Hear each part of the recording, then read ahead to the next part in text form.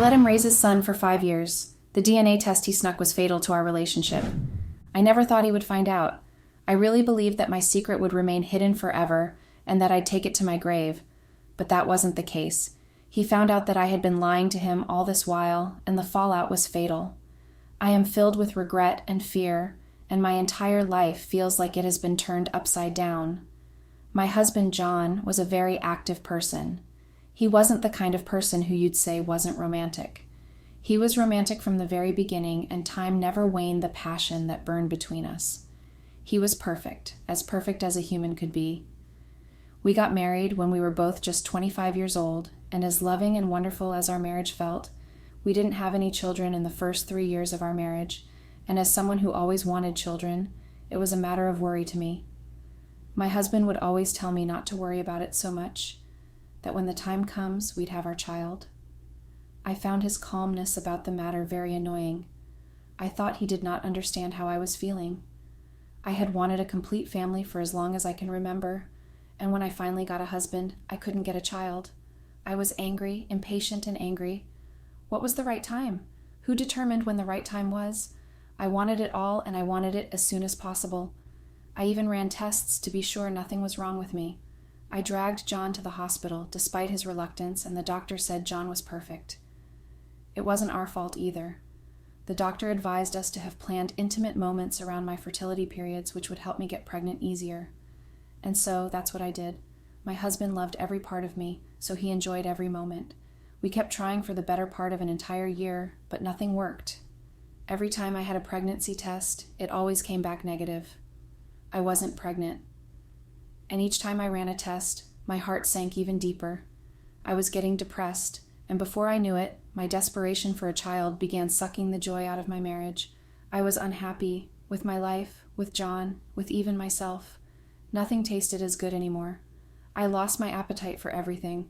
I didn't enjoy going out anymore. My husband talked to me, telling me that we were still young, and told me that we still had time to have children, but I just lost my temper whenever he said that. In my head, he didn't realize how big a deal this was to me. We were getting to our 4th year of marriage, and I felt like time was running out. I didn't care what John said about us being young. I didn't feel young. I didn't feel like we had time. Every time I saw friends, family, or even strangers with kids, it hit me in a way I couldn't explain. It wasn't just jealousy. It was a feeling that something was missing in my life, something I needed, something I deserved. John never made me feel like we were incomplete, but that only made me angrier. I wanted him to be as frustrated as I was. I wanted him to want this as much as I did, but he just kept saying that things would happen when they were meant to happen. I hated that. It felt like an excuse. It felt like he wasn't taking it seriously. I was the one tracking ovulation. I was the one counting days. I was the one staring at negative pregnancy tests every month. It was my body failing.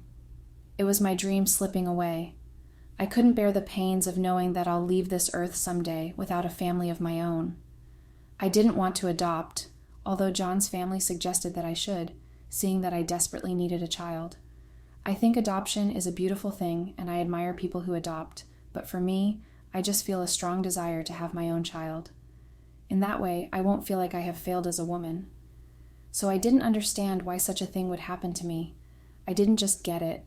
I felt like I was cursed or something because my husband and I did everything, but it turns out to me then that I'd never get to fulfill that dream of being a mother. So I got frustrated and pissed with everything and everyone. Even my husband, John's presence became irritating to me, especially given the fact that he wanted me to just remain calm and patient. He was not the only one I was angry with. Everyone else just annoyed me for no reason. I became very unreasonable and upset, but yet John was still ever kind and ever loving, but that didn't change anything. Then I met someone. It wasn't planned. I never expected that I would meet someone who would turn my situation around. My relationship with Drew, the man I met, was not supposed to be anything special. It wasn't supposed to mean anything. We were not supposed to be close at all, or let anything happen between us. He was just there at the wrong time or the right time, depending on how you look at it.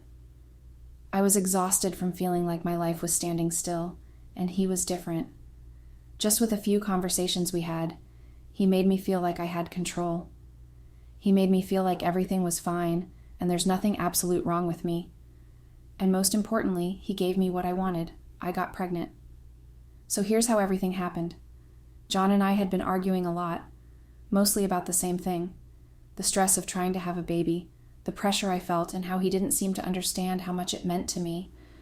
I felt like I was drowning, and no matter how many times he told me we had time, I couldn't shake the feeling that I was running out of it. I was angry at him, at myself, at the situation.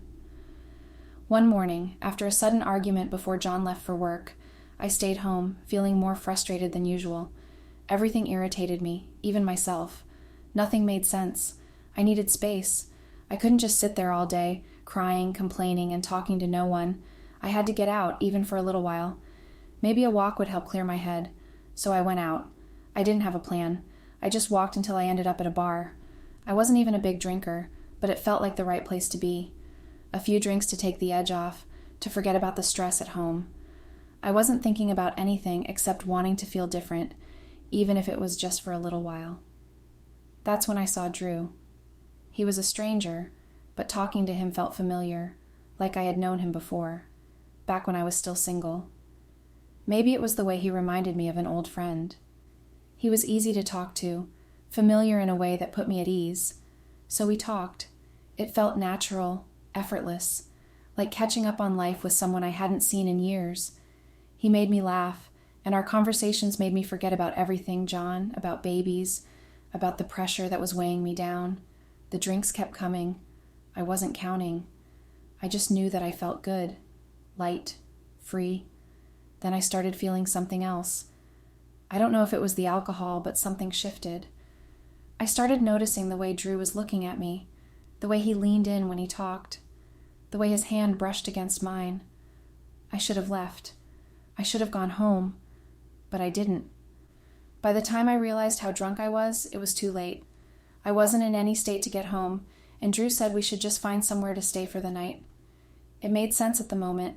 The hotel was right there, and it was just for the night. At first I didn't want to go with him. I knew I shouldn't, but the emotions stirring inside me were too strong. I was feeling things I didn't want to feel, and I needed Drew in that moment. I told myself I could ignore it, that I didn't have to act on it, but I did. I bought into the idea, followed him to the hotel room, and kept telling myself it was fine. I just needed to shut my eyes, sleep, and once morning came, I'd leave. That was the plan. But the moment we got inside, I knew I wasn't going to stop, because when we were alone, everything changed. I don't know who started it. Maybe it was me, maybe it was him, but I know that I wanted it at that moment. I wanted to feel something other than stress and disappointment. I wanted to feel wanted by Drew. So I let it happen. I didn't think about John. I didn't think about anything. Just heat, touch, and the feeling of something I desired and longed for in that moment. That moment with him was great. So great that I forgot that what I was doing was actually wrong until we were out of energy and fell asleep. Then I woke up. The second I opened my eyes, everything came crashing down. The room wasn't mine, the sheets weren't mine, the person next to me wasn't my husband. I ran. I didn't say a word to Drew. I just grabbed my things and got out of there as fast as I could. My head was pounding, my heart racing, and all I could think about was how badly I had messed up. I needed a cover. I needed something believable. So I called my best friend. I told her everything, not because I wanted to confess, but because I needed her help. I needed her to lie for me. If John asked, she had to say I was at her place all night, that I fell asleep and didn't realize how late it was, that I wasn't ignoring him, I just fell asleep after we had a few drinks. She hesitated at first and asked if I was okay. She asked if I wanted to talk about it. I told her no. I just needed her to do this for me. And she did. When I got home, John was waiting for me. He wasn't angry, he was just worried. He had stayed up all night. He said he had called, but when I didn't pick up, he got frustrated.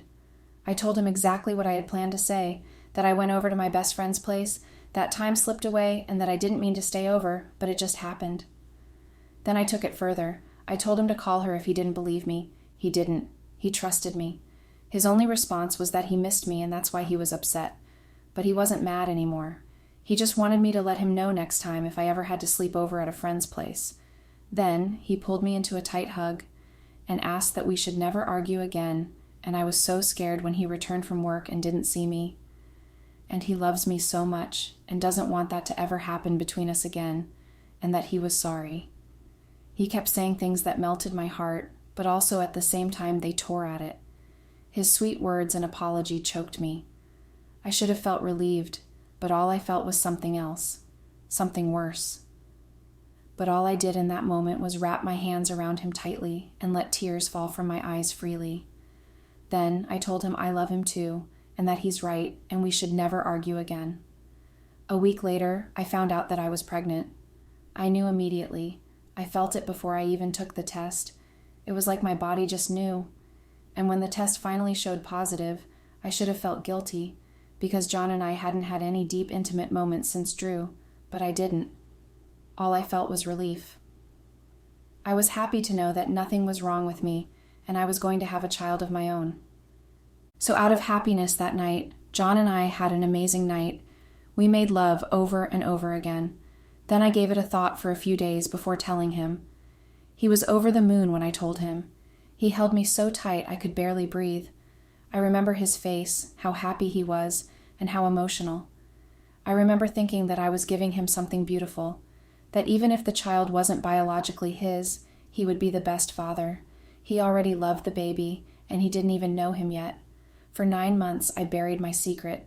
Every kick, every doctor's visit, and every late-night craving, John was there.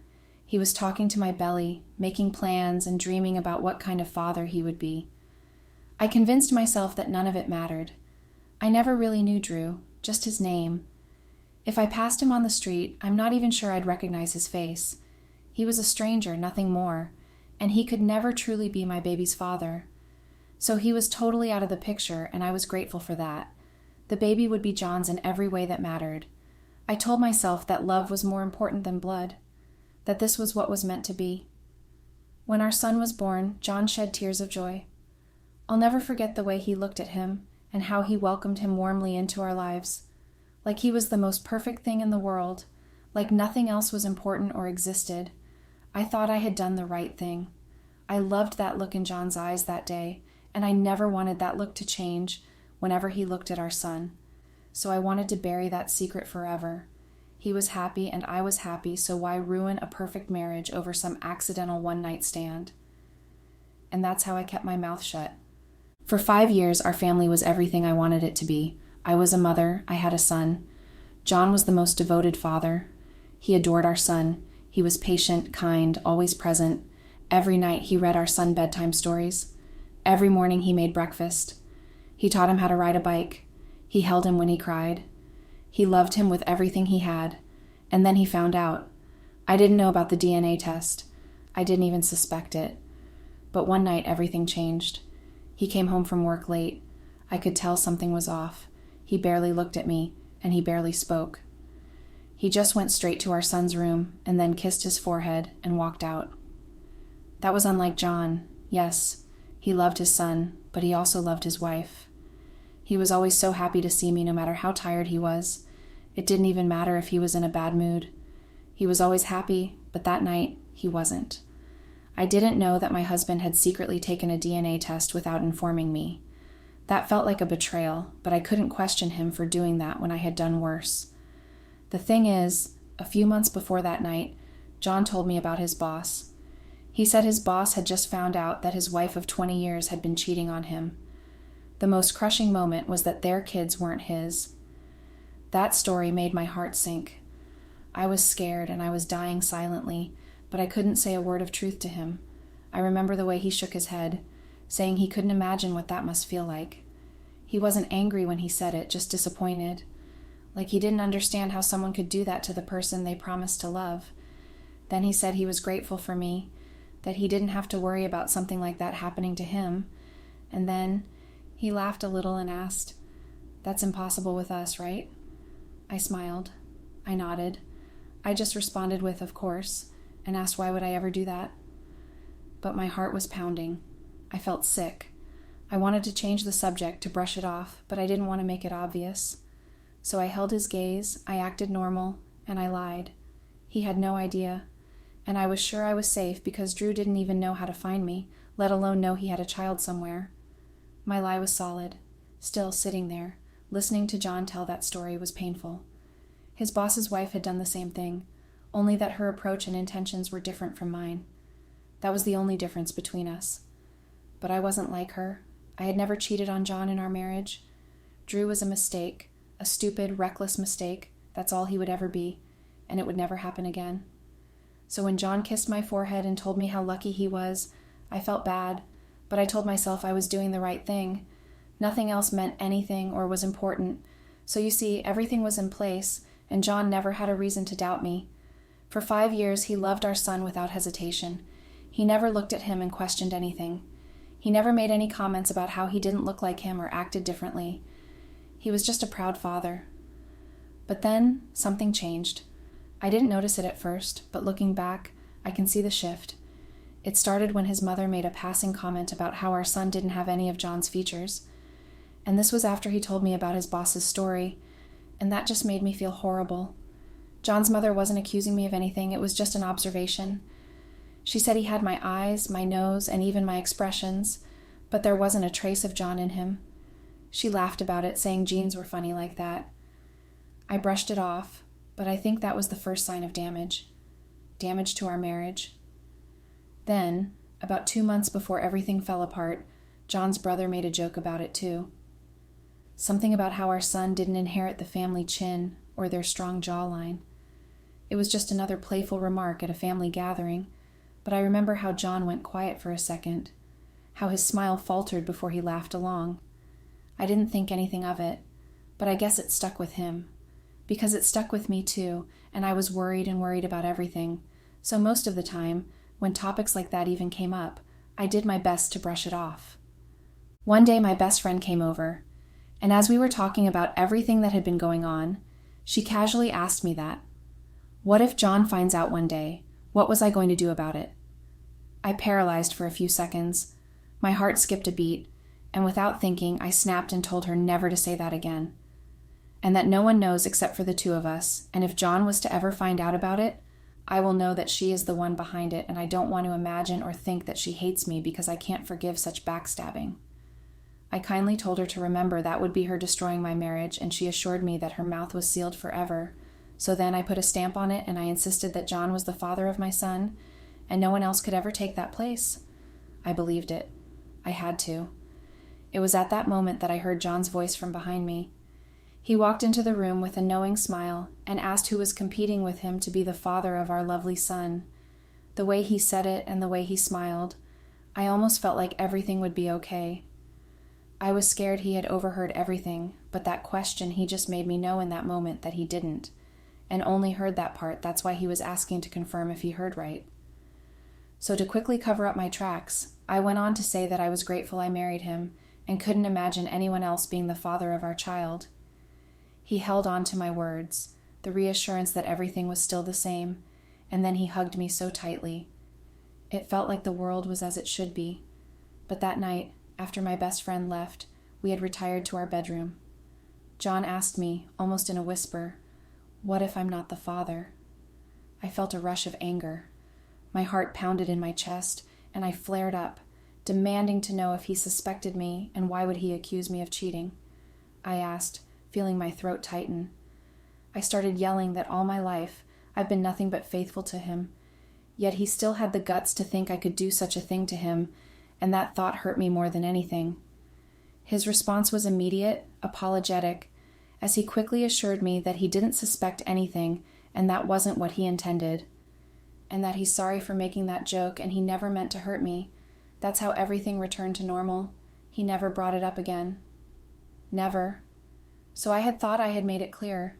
I thought shutting down any joking about our son not being his would protect us. I was wrong.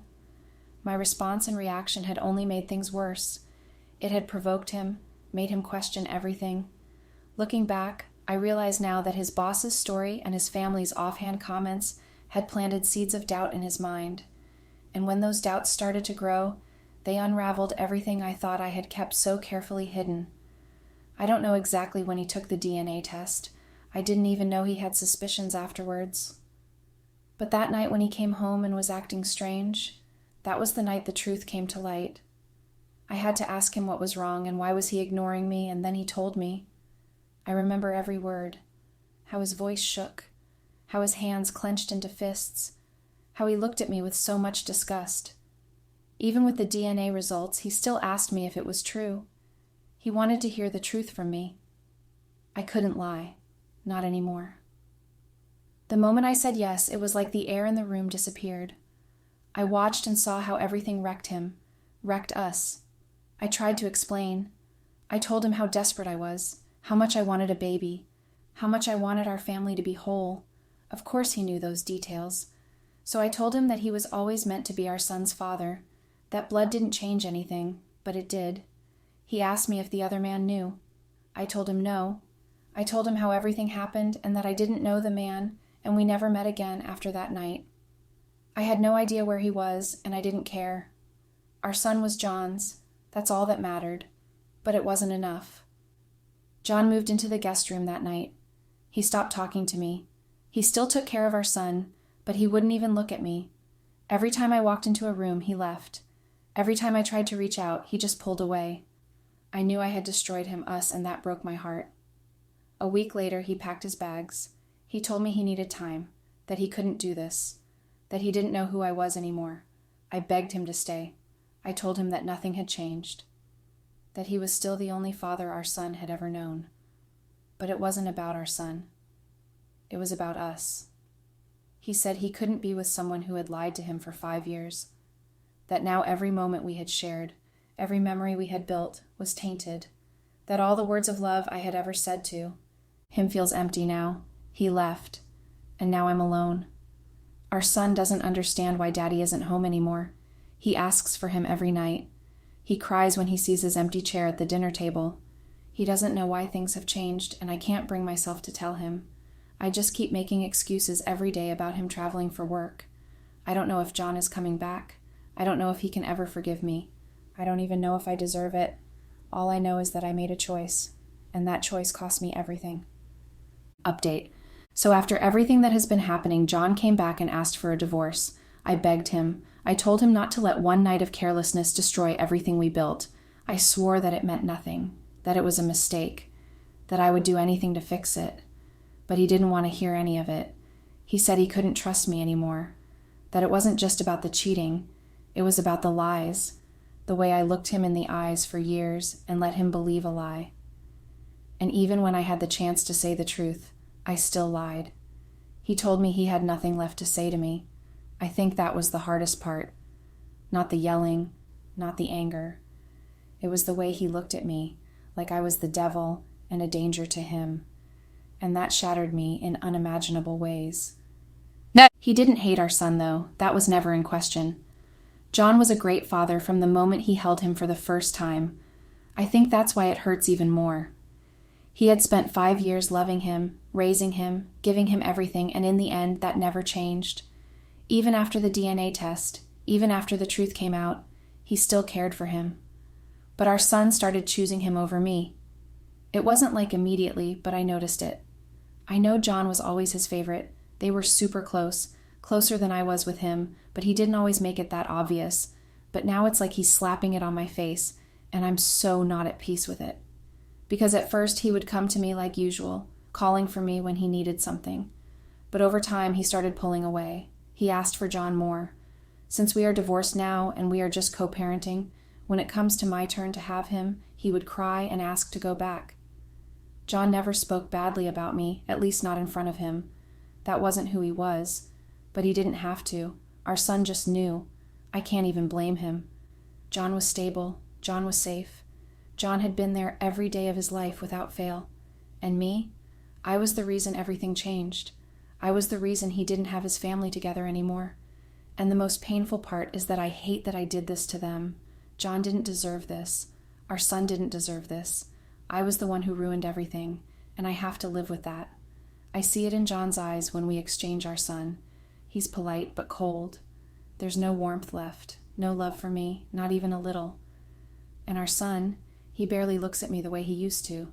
I should have been patient. I should have waited like John said. We had time. I just didn't want to hear it back then. I was selfish. I let my desperation cloud my judgment. And for what?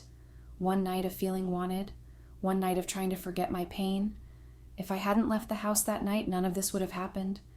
If I had just trusted John, if I had listened to him, our son would have been ours. But he's not. And now I don't even know where the hell Drew is. He doesn't matter. He never did. He was nothing more than a mistake, a regret I will carry for the rest of my life. But that doesn't change anything, because no matter what, I will never be able to fix this.